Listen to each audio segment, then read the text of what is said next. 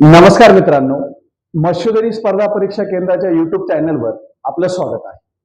मित्रांनो, आजच्या लेक्चरमध्ये आजच्या या व्हिडिओमध्ये आपण मराठी व्याकरणातील जो सर्वच परीक्षेच्या दृष्टीने अतिशय महत्वाचा मानला जाणारा टॉपिक आहे तो म्हणजे वर्णमाला, ज्याला आपण मूळाक्षरे असे म्हणतो. आणि जी आपली आधुनिक वर्णमाला आहे, या वर्णमालेमध्ये एकूण 52 वर्ण आहेत. या 52 वर्णावर तुम्हाला विविध परीक्षेमध्ये कशा स्वरूपाचे प्रश्न विचारले जाऊ शकतात, या प्रश्नावरती आज आपण या व्हिडिओच्या माध्यमातून चर्चा करणार आहोत. बघा, बऱ्याचशा विद्यार्थ्यांचा समज असा आहे की वर्णमाला किंवा मूळाक्षरे हा टॉपिक अतिशय सोपा आहे, परंतु विविध परीक्षेमध्ये या वर्णमाला किंवा या मूळाक्षरांवर जे आधुनिक वर्णमालेत आपले एकूण 52 वर्ण आहेत, या वर्णांवर वेगवेगळ्या प्रकारचे प्रश्न विचारलेले आहेत. आणि कसलाही प्रश्न या वर्णमाला या टॉपिक वरती विचारल्यानंतर विद्यार्थ्यांचा गोंधळ उडू नये म्हणून सर्व विद्यार्थ्यांनी आजचा हा व्हिडिओ बघा, म्हणजे जेणेकरून भविष्यात कुठल्याही स्पर्धा परीक्षेमध्ये तुम्हाला वर्णमाला या टॉपिकवर कसलाही प्रश्न विचारला असेल तर तुम्ही त्या प्रश्नाचं उत्तर अगदी सहज व सोप्या पद्धतीने सांगू शकता. बघा, तर या वर्णमालावर आपल्याला एक प्रश्न असा विचारला जाऊ शकतो मित्रांनो, की आधुनिक वर्णमालेत एकूण किती वर्ण आहेत. म्हणजे जी आपली सध्याची वर्णमाला आहे, जिला आपण आधुनिक वर्णमाला असे म्हणतो, या आधुनिक वर्णमालेत एकूण किती वर्ण आहेत असा प्रश्न विचारला जाऊ शकतो. असा जर तुम्हाला परीक्षेला प्रश्न विचारला तर आधुनिक वर्णमालेत एकूण 52 वर्ण आहेत, त्या प्रश्नाचं उत्तर तुम्हाला सांगता यायला पाहिजे. किंवा सध्याच्या वर्णमालेमध्ये एकूण किती वर्ण आहेत असाही तुम्हाला परीक्षेला प्रश्न विचारला तर त्या प्रश्नाचं उत्तर सुद्धा किती असेल? 52. ठीक आहे. एकूण मूळाक्षरे किती आहेत असा प्रश्न तुम्हाला विचारला तर तुम्ही उत्तर काय देणार? 52. त्यानंतर शास्त्रीय वर्णमालेत एकूण किती वर्ण आहेत असा परीक्षेला तुम्हाला प्रश्न विचारला तर त्या प्रश्नाचं उत्तर सुद्धा काय असेल तुमचं? 52. म्हणजे सध्याची, आधुनिक व शास्त्रीय वर्णमाला एकच आहे. या तिन्हीमध्ये किती वर्ण आहेत? 52 वर्ण आहेत. हे आधुनिक वर्णमाला, यालाच आपण सध्याची वर्णमाला म्हणतो, यालाच आपण शास्त्रीय वर्णमाला म्हणतो. आणि या आधुनिक वर्णमालेमध्ये एकूण किती वर्ण आहेत असं जर तुम्हाला परीक्षेला प्रश्न विचारला तर आधुनिक वर्णमालेत वर्णांची एकूण संख्या 52 आहे. आता याच 52 वर्णांचं विभाजन तुम्हाला स्वरूपानुसार 4 गटामध्ये करता यायला पाहिजे. ठीक आहे. याच 52 वर्णांचं विभाजन आपण स्वरूपानुसार 4 गटामध्ये केलेलं आहे. त्यापैकी पहिला गट आहे स्वरांचा गट. पहिला गट कोणता आहे? स्वरांचा गट. दुसरा गट आहे स्वरादींचा गट. तिसरा गट आहे व्यंजनांचा गट. आणि चौथा गट आहे संयुक्त व्यंजनांचा गट. या गटामध्ये जर तुम्ही या वर्णांची विभागणी केली तर तुम्हाला ही वर्णमाला किंवा मूळाक्षरे समजायला अतिशय सोपी जाते. कारण बघा, कोणतीही संकल्पना जर तुम्हाला व्यवस्थितरित्या समजून घ्यायची असेल तर त्या संकल्पनांचा तुलनात्मक अभ्यास करणं खूप महत्वाचं आहे. आणि तोच तुलनात्मक अभ्यास आपण या वर्णमाला टॉपिकवर आज या व्हिडिओच्या माध्यमातून तुम्हाला कसा करायचा ते समजून सांगणार आहोत. ओके. मग बघा, वर्णमाला किंवा मूळाक्षरे जे एकूण 52 वर्ण आहेत, या 52 वर्णाचं विभाजन आपण किती गटामध्ये केलेलं आहे? 4 गटामध्ये. त्यापैकी पहिला गट आहे बघा स्वरांचा गट. एकूण स्वर किती आहेत? 14. आधुनिक वर्णमालेत किंवा सध्याच्या वर्णमालेत एकूण स्वर किती आहेत? 14. मूळ किंवा पारंपरिक वर्णमालेमध्ये स्वर किती होते? 12. कारण अ आणि अ या दोन इंग्रजी स्वरांचा 6 नोव्हेंबर 2009च्या नियमावलीनुसार वर्णमालेमध्ये समावेश करण्यात आला आणि प्राध्यापक अरविंद मंगरुळकर यांनी अ आणि अ हे दोन इंग्रजी स्वर वर्णमालेमध्ये काय केले? समाविष्ट केले. आणि त्या अचा क्रमांक आहे वर्णमालेमध्ये 10वा आणि अचा क्रमांक आहे 13वा. या दोन स्वरांना तुम्ही कशा प्रकारे लक्षात ठेवू शकता? बघा, हे दोन अ आणि अ हे दोन इंग्रजी स्वर आहेत. तुम्ही यांना अशा प्रकारे यांचा क्रम लक्षात ठेवू शकता की इंग्रज व्यक्ती हे भारतामध्ये आले आणि त्यांच्याकडून आपण 10 रुपयाला ऍपल खरेदी केले. म्हणजे वर्णमालेमध्ये अचा क्रमांक किती आहे? 10वा आहे. आणि त्याच इंग्रज व्यक्तींकडून आपण 13 रुपयाला ऑरेंज खरेदी केले. म्हणजे वर्णमालेमध्ये अचा क्रमांक किती आहे? 13वा. म्हणजे बघा, वर्णमाला किंवा मूळाक्षरे यांचा पहिला गट आहे तो म्हणजे कोणता? स्वरांचा गट. एकूण स्वर किती आहे? 14. त्यानंतर दुसरा गट आहे स्वरादींचा गट. ठीक आहे. एकूण स्वरादी किती आहेत? 2. या स्वरादीचे प्रकार किती आहेत? 2. मग परीक्षेला प्रश्न विचारला जातो की एकूण स्वरादी किती आहेत? तर किती आहेत? 2. परीक्षेला प्रश्न विचारला जातो की सध्याच्या वर्णमालेत एकूण सध्याच्या वर्णमालेत एकूण स्वर किती आहेत? तर किती? 14. मूळ किंवा पारंपरिक वर्णमालेमध्ये एकूण स्वर किती होते? 12 होती. बघा, मूळ किंवा पारंपरिक वर्णमालेमध्ये वर्ण सुद्धा किती होते? 48. मूळ वर्णमालेत तुम्हाला वर्णांची संख्या विचारली तर तुम्ही उत्तर काय देणार? 48. किंवा पारंपरिक वर्णमालेत एकूण किती वर्ण होते असा जर तुम्हाला परीक्षेला प्रश्न विचारला तर तुम्ही उत्तर काय सांगणार? 48. त्याचप्रमाणे मूळ किंवा पारंपरिक वर्णमालेमध्ये एकूण स्वर किती होते असा प्रश्न विचारला तर उत्तर काय सांगणार तुम्ही? 12. परंतु सध्याच्या वर्णमालेमध्ये एकूण किती स्वर आहेत असं जर परीक्षेला प्रश्न विचारला तर उत्तर काय सांगणार तुम्ही? 14. त्यानंतर वर्णमालेत एकूण किती स्वरादी आहे असा परीक्षेला प्रश्न विचारला तर उत्तर काय सांगणार? 2. त्यानंतर वर्णमालेत किती व्यंजने आहेत किंवा एकूण व्यंजने किती आहेत तर एकूण व्यंजने किती आहेत? 34 आहेत. एकूण व्यंजने किती आहेत? 34. त्यानंतर संयुक्त व्यंजने किती? तर संयुक्त व्यंजने किती आहेत? 2. ठीक आहे, संयुक्त व्यंजने किती आहेत? 2.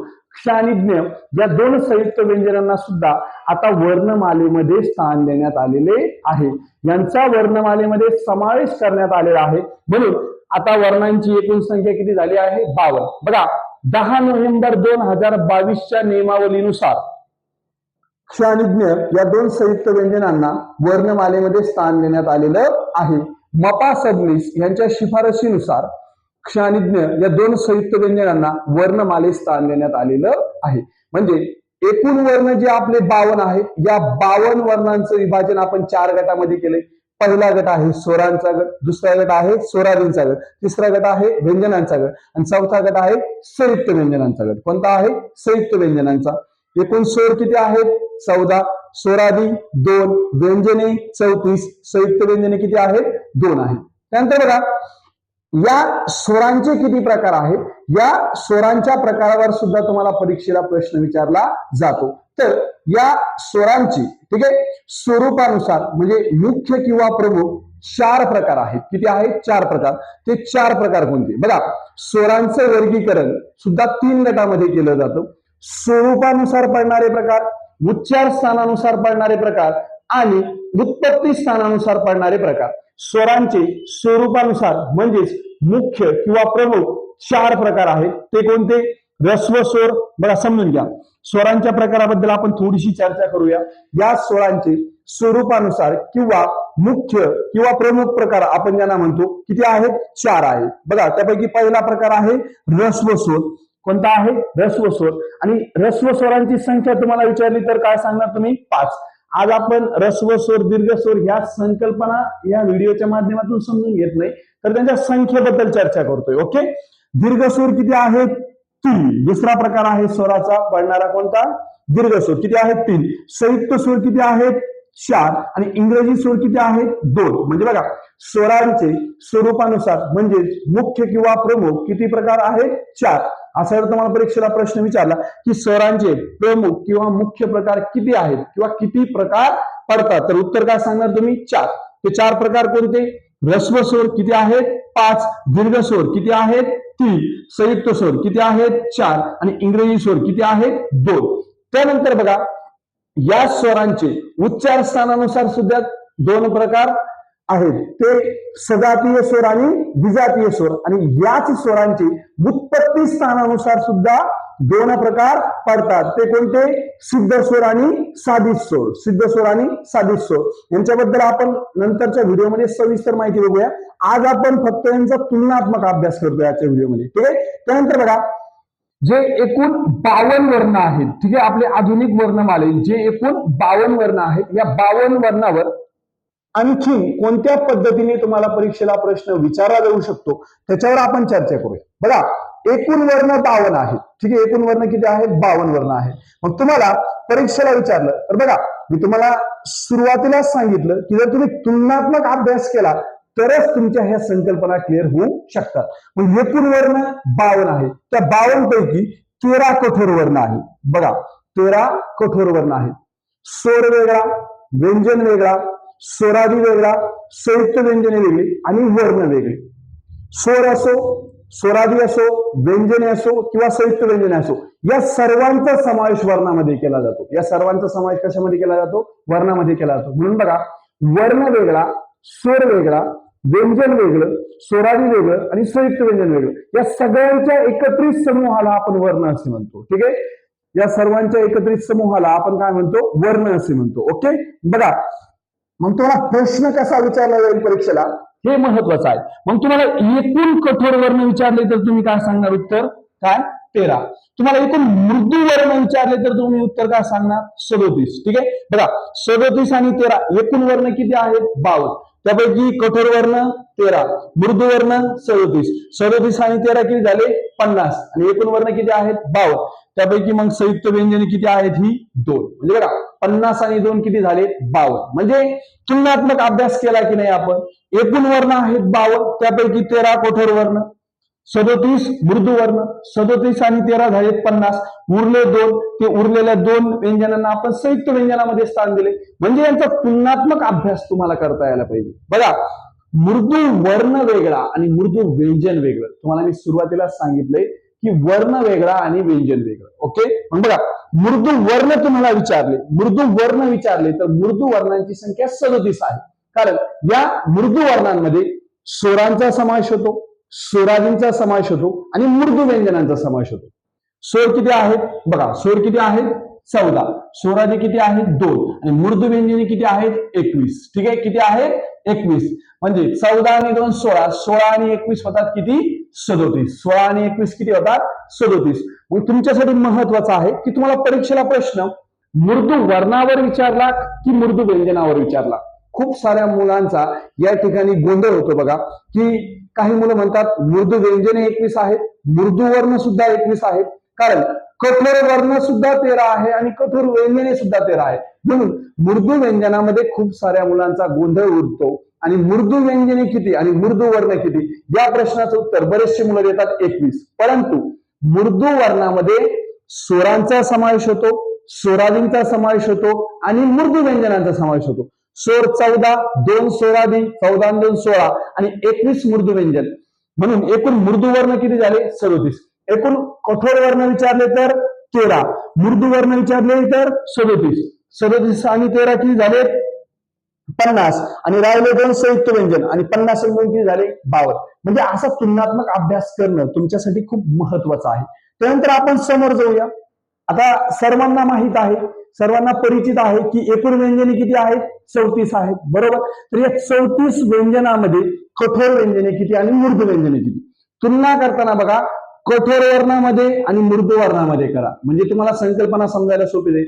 आता आपण व्यंजनांच्या गटाकडे वळलो. ठीक आहे, व्यंजने. तर व्यंजनांची संख्या तुम्हाला विचारली तर तुम्हाला माहित आहे किती आहे? 34 आहे. आपण याच्याबद्दल चर्चा केली. तर तुलना करताना काय करायचंय? कठोर वर्ण, मृदू वर्ण, कठोर व्यंजन, मृदू व्यंजन, ठीक आहे, अल्पप्राण व्यंजन, महाप्राण व्यंजन, या गोष्टींमध्ये तुम्हाला तुलना करता यायला पाहिजे. ओके, तरच तुमची एखादी संकल्पना क्लिअर होऊ शकते. आता बघा, एकूण व्यंजने आहेत 34. त्या 34 पैकी कठोर व्यंजने किती आहेत? किती आहेत? 13 आहेत. कठोर व्यंजने किती आहेत? 13. म्हणजे 34 मधून 13 गेले, उरले किती खाली? 21. म्हणजे राहिलेले 21 काय आहेत? मृदू व्यंजने आहेत. म्हणजे बघा, व्यंजनांचा तुलनात्मक अभ्यास तुम्ही कसा करू शकता? कठोर व्यंजनाची तुलना तुम्हाला मृदू व्यंजनासोबत करावी लागेल, तरच तुमची संकल्पना क्लिअर होईल. कठोर वर्णाची तुलना तुम्हाला मृदू वर्णासोबत करावी लागेल, तरच तुमची संकल्पना क्लिअर होईल. म्हणून बघा, एकूण व्यंजने विचारली तर 34. या 34 पैकी कठोर व्यंजने किती आहेत? 13. 34 मधून 13 गेले, उरले किती? 21. म्हणजे उर्वरित 21 ही मृदू व्यंजने आहेत. समजलंय? मग मृदू व्यंजनांची संख्या विचारली तर किती सांगणार? 21. मृदू वर्णांची संख्या विचारली तर किती? 37. कठोर व्यंजनांची संख्या विचारली तर किती? 13. आणि कठोर वर्णांची संख्या विचारली तर ती सुद्धा 13च आहे. कारण जी 13 कठोर व्यंजने आहेत, याच 13 कठोर व्यंजनांचा समावेश कठोर वर्णामध्ये केला जातो. परंतु मृदू वर्ण आणि मृदू व्यंजने यांच्या बाबतीत तसं नाही. मृदू व्यंजने एकूण 21 आहेत आणि मृदू वर्ण 37 आहेत. म्हणून यांचा तुलनात्मक अभ्यास करणं तुमच्यासाठी खूप महत्वाचं आहे. त्यानंतर बघा, एकूण व्यंजने आहेत 34. किती आहेत? 34. या 34 व्यंजनांची विभागणी पुन्हा 2 गटामध्ये होती. एक वर्गीय व्यंजन आणि दुसरं अवर्गीय व्यंजन. ठीक आहे, वर्गीय व्यंजन आणि अवर्गीय व्यंजन. आता वर्गीय व्यंजन म्हणजे काय? याच वर्गीय व्यंजनाला आपण स्पर्श व्यंजने असे सुद्धा म्हणतो. या ठिकाणी जागा कमी आहे म्हणून मी वर्गीय व्यंजनाचं दुसरं नाव या ठिकाणी घेतलेलं नाही, पण माहित आहे आपल्याला की वर्गीय व्यंजनाचं दुसरं नाव काय आहे? स्पर्श व्यंजन. यालाच आपण स्फोटक व्यंजने असे सुद्धा म्हणतो. आणि एकूण वर्गीय व्यंजने किती आहेत? 25. किती आहेत? 25. परीक्षेला प्रश्न विचारला जातो की एकूण स्पर्श व्यंजने किती?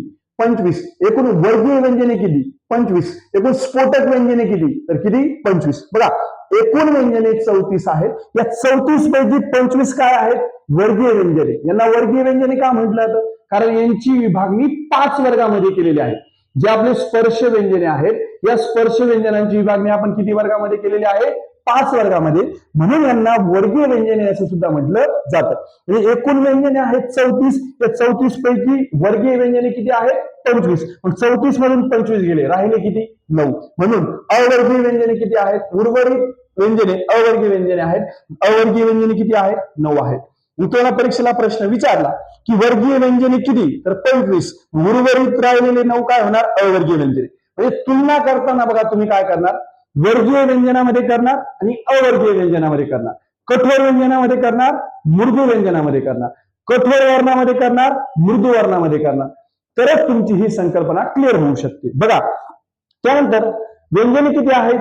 34. पुन्हा बघा, व्यंजनांची संख्या किती आहे? 34. म्हणजे या व्यंजनावर कशा स्वरूपाचे तुम्हाला प्रश्न विचारले जाऊ शकतात? त्यांच्या संख्येच्या बाबतीत. आता एकूण व्यंजने आहेत 34. त्यापैकी महाप्राण व्यंजने आहेत 14. ठीक आहे. एकूण महाप्राण वर्ण किती आहेत? तुम्ही परीक्षेला प्रश्न विचारला आहे, तुम्ही प्रश्न बघितलेला असेल. एकूण महाप्राण वर्ण किती आहे? 14. मुख्य महाप्राण एक आहे, तो कोणता? ह. ओके. परंतु एकूण महाप्राण तुम्हाला विचारले तर किती सांगणार तुम्ही? 14. बघा, एकूण व्यंजने किती आहेत? एकूण व्यंजने आहेत 34. एकूण व्यंजने किती आहेत? 34. त्यापैकी महाप्राण व्यंजने किती? 14. म्हणजे 34 मधून 14 गेले, उरले किती? 20. एकूण अल्पप्राण व्यंजने राहिलेली किती? 20. म्हणजे बघा, तुलना करताना तुम्हाला महाप्राण आणि अल्पप्राण मध्येच करायचे आहे, ना की महाप्राण आणि कठोर व्यंजनामध्ये करायची, ना की महाप्राण मृदू व्यंजनामध्ये करायची, ना की महाप्राण वर्गीय व्यंजनामध्ये करायची, ना की महाप्राण अवर्गीय व्यंजनामध्ये करायची. तर तुलना करताना महाप्राण आणि अल्पप्राण मध्ये करायची, तरच संकल्पना तुमची क्लिअर होऊ शकते. एकूण व्यंजने विचारली तर 34 सर्वांना माहित आहे. या 34 व्यंजनापैकी 14 महाप्राण व्यंजने आहेत. 34 मधून 14 गेले तर उर्वरित 20 काय आहेत? अल्पप्राण व्यंजने आहेत. त्यानंतर बघा, आपण आताच बघितलंय की वर्गीय व्यंजने यांना आपण स्पर्श व्यंजने म्हणतो. म्हणजे या स्पर्श व्यंजनांची विभागणी आपण 5 वर्गामध्ये केलेली आहे. म्हणून यांना आपण वर्गीय व्यंजने असे सुद्धा म्हणतो. आणि या वर्गीय व्यंजनांची किंवा स्पर्श व्यंजनांची संख्या तुम्हाला परीक्षेला विचारली तर सांगता यायला पाहिजे तुम्हाला किती? 25. तर या 25 स्पर्श व्यंजनांची किंवा वर्गीय व्यंजनांची विभागणी सुद्धा आपण 3 गटामध्ये करतो. बरं, यांचं वर्गीकरण 5 वर्गामध्ये केलेलं आहे, म्हणून यांना वर्गीय व्यंजन म्हटलं जातं. म्हणून यांची विभागणी 3 गटामध्ये केलेली आहे. एकूण वर्गीय किंवा स्पर्श व्यंजने किती आहेत? 25. यांची विभागणी आपण किती गटामध्ये करणार? 3 गटामध्ये. पहिला गट आहे कठोर व्यंजनांचा, ज्याला आपण श्वास किंवा आघोष असे सुद्धा म्हणतो. दुसरा गट आहे मृदू व्यंजनांचा, ज्यांनाच आपण नाद किंवा घोषवर्ण असे सुद्धा म्हणतो. आणि तिसरा गट आहे अनुनासिक व्यंजनांचा, ज्यांना आपण परसवर्ण किंवा पंचमवर्ण असे सुद्धा म्हणतो. म्हणून बघा, या स्पर्श व्यंजन गटातील कठोर व्यंजने किती असा तुम्हाला प्रश्न विचारला तर तुम्ही सांगणार 10. एकूण कठोर व्यंजने जरी 13 असली तरी स्पर्श व्यंजन गटातील कठोर व्यंजने विचारले तर किती सांगणार? 10. त्यानंतर मृदू व्यंजने किती? 10. आणि अनुनासिक व्यंजने किती आहेत? 5. 10 आणि 10 20. 20 आणि 5 25. आणि एकूण स्पर्श व्यंजने किती आहेत? 25. असा प्रश्न तुम्हाला परीक्षेला विचारला जाऊ शकतो. ओके. म्हणजे बघा, तुलना तुम्हाला कशामध्ये करायची आहे? वर्गीय व्यंजनांची विभागणी आपण 3 गटामध्ये केली. कठोर व्यंजन, मृदू व्यंजन, अनुनासिक व्यंजन. यामध्ये वर्गीय किंवा स्पर्श व्यंजन गटातील कठोर व्यंजने विचारले तर 10. एकूण कठोर व्यंजने 13 आहेत. परंतु वर्गीय व्यंजन किंवा स्पर्श व्यंजन गटातील कठोर व्यंजने विचारले तर 10 सांगणार. कारण उष्मे किंवा घर्षक यांचा समावेश अवर्गीय व्यंजन गटामध्ये होतो आणि त्यांचा समावेश सुद्धा आपण कठोर व्यंजनामध्ये करतो. हे 10 आणि ते 3 किती झाले? एकूण कठोर व्यंजन 13. त्यानंतर मृदू व्यंजने वर्गीय व्यंजन गटातील मृदू व्यंजने 10 आहेत आणि अनुनासिक व्यंजने यांना आपण परसवर्ण किंवा पंचमवर्ण म्हणतो, ही 5 आहेत. परंतु अनुनासिकांचा समावेश सुद्धा मृदू व्यंजनामध्ये होतो. म्हणून स्पर्श व्यंजन गटातील किंवा वर्गीय व्यंजन गटातील मृदू व्यंजने विचारली तर 10 आणि हे 5 किती होतील? 15. आणि एकूण अनुनासिक व्यंजने तुम्हाला विचारली तर सर्वांना माहित आहे किती आहे? 5 आहेत. ओके. चला बघ, इथपर्यंत तुम्हाला समजलं असेल तर बघा, जागेचा अभाव होता म्हणून या ठिकाणी मी अवर्गीय व्यंजने घेतली. तर बघा, व्यंजने किती आहेत? 34. ठीक आहे, त्यापैकी वर्गीय व्यंजने 25, 34 म्हणून 25 गेले, उरले किती 9, म्हणून अवर्गीय व्यंजने किती 9, म्हणून या अवर्गीय व्यंजनाबद्दल सुद्धा चर्चा करणं आपल्यासाठी महत्वाचं आहे. आता या अवर्गीय व्यंजनांची विभागणी 4 गटामध्ये होते किंवा या अवर्गीय व्यंजनाची 4 गटांचा समावेश आपण या अवर्गीय व्यंजनामध्ये या ठिकाणी करूया. त्यामध्ये बघा अर्धस्वर, अर्धस्वर किती आहेत 4 आहेत, माहित आहे सर्वांना अर्धस्वर 4 य र ल व. त्यानंतर उष्मी किंवा घर्षक किती आहेत 3, ठीक आहे, श श स. त्यानंतर महाप्राण, मुख्य महाप्राण 1 ह आणि द्रविडियन किंवा स्वतंत्र व्यंजन कोणतं ल 1. म्हणजे बघा 4 अर्धस्वर, 3 उष्मे, 4 आणि 3 झाले 7, 1 महाप्राण ह झाले 8 आणि 1 द्रविडियन वर्ण किती झाले 9. म्हणून अवर्गीय व्यंजने किती आहेत 9. म्हणजे अर्धस्वर असो, उष्मी किंवा घर्षक असो, महाप्राण असो किंवा द्रविडियन किंवा स्वतंत्र व्यंजन असो, यांची विभागणी आपण वर्गामध्ये केलेली आहे का नाही. ज्याप्रमाणे वर्गीय व्यंजनांचे 5 वर्ग आहेत वर्गीय व्यंजनामध्ये, क वर्ग, च वर्ग, ट वर्ग, त वर्ग व प वर्ग, त्याप्रमाणे या ठिकाणी यांची विभागणी करता येईल का अवर्गीय व्यंजनांची. म्हणजे वर्गामध्ये यांची विभागणी करण्यात आलेली नाही म्हणून यांना आपण अवर्गीय व्यंजन म्हणतो. आणि यांची विभागणी आपण 5 वर्गामध्ये केलेली आहे म्हणून त्यांना आपण वर्गीय व्यंजन म्हणतो. म्हणजे बघा तुलना करताना तुम्हाला काय करायचे, कठोर व्यंजनांची तुलना मृदू व्यंजनांसोबत करायची जर संकल्पना समजून घ्यायची असेल. कठोर वर्णाची तुलना तुम्हाला मृदू वर्णासोबत करायची. महाप्राण व्यंजनांची तुलना तुम्हाला अल्पप्राण व्यंजनांसोबत करायची. ऱ्हस्व स्वरांची तुलना तुम्हाला दीर्घ स्वर, संयुक्त स्वर, इंग्रजी स्वरांसोबत करायची. त्यानंतर बघा जे वर्गीय व्यंजन आहेत ज्यांना आपण स्पर्श व्यंजने म्हणतो त्यांची विभागणी सुद्धा आपण 3 गटामध्ये केली, कठोर, मृदू, अनुनासिक. यांचा आपण तुलनात्मक अभ्यास करायचा आहे. पुन्हा वर्गीय अवर्गीयचा आपण वर्गीय व्यंजन, अवर्गीय व्यंजन यांची तुम्हाला तुलना करायची आहे. त्यानंतर बघा या व्यंजनाचे सुद्धा 5 प्रकार आहेत. याच्यावर सुद्धा आयोगाने तुम्हाला प्रश्न विचारलेला आहे आणि काल आपल्या लाईव्ह बॅचला जे होते त्यांना समजलं असेल, आपण व्यंजनाच्या 5 प्रकाराबद्दल चर्चा केली होती. ओके, तर बघा व्यंजनाचे 5 प्रकार आहेत. या 5 प्रकारावर सुद्धा तुम्हाला परीक्षेला प्रश्न विचारला जातो. ते 5 प्रकार मी तुम्हाला मौखिक स्वरूपात या ठिकाणी सांगतोय. पहिला प्रकार आहे व्यंजनाचा स्पर्श व्यंजने, दुसरा प्रकार आहे अर्धस्वर व्यंजने, तिसरा प्रकार आहे उष्मी किंवा घर्षक व्यंजने, चौथा प्रकार आहे महाप्राण व्यंजने आणि 5वा प्रकार आहे कोणता द्रविडियन किंवा स्वतंत्र व्यंजन. बघा वर्णमाला कशा प्रकारे तुम्हाला एकदम सहज सोप्या पद्धतीने समजू शकते आणि अभ्यास करताना, तुलनात्मक अभ्यास करताना तुम्ही तुलना कोणत्या 2 घटकामध्ये करावी आपण या व्हिडिओच्या माध्यमातून ते तुमच्यापर्यंत पोहोचवण्याचा एक छोटासा प्रयत्न केलेला आहे. हा व्हिडिओ मित्रांनो तुम्हाला जर आवडला तर जास्तीत जास्त विद्यार्थ्यांपर्यंत हा व्हिडिओ शेअर करा, जेणेकरून त्यांना वर्णमाला या टॉपिकवर येणाऱ्या ज्या अडचणी आहेत किंवा ज्या शंका आहेत त्या शंकेचं नक्कीच निरासन होईल. आणि या ठिकाणी आपण थांबूया. धन्यवाद.